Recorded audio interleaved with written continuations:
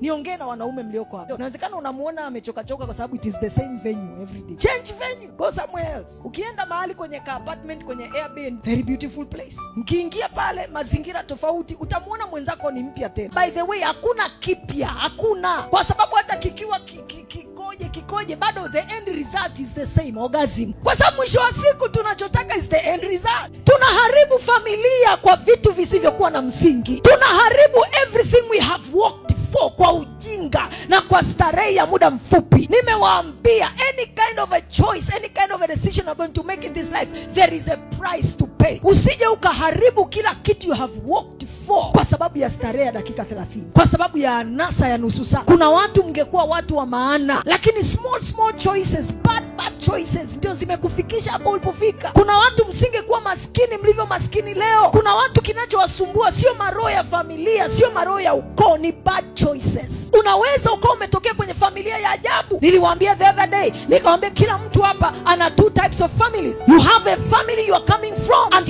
you have a family that will come from you. The family that you're coming from, you don't get to choose, you don't get to decide. Unajikuta tu umeshazaliwa kwenye hilo familia la walevi, wachawi, wazinzi, unajikuta. But you can decide, you can choose what kind of a family you want it to come from you. Ni decision, ni choice unafanya, na inaanzia kwenye the way unavyoishi maisha yako leo. Kwa wewe ambao hujaingia kwenye ndoa, huwezi ukawa kijana hapa leo kila sketi inayopita wewe unataka kuchungulia ndani kuna kitu gani, halafu kesho you want to get married to a virgin. God is not unfair. Utapata jambazi mwenzio, like attracts like.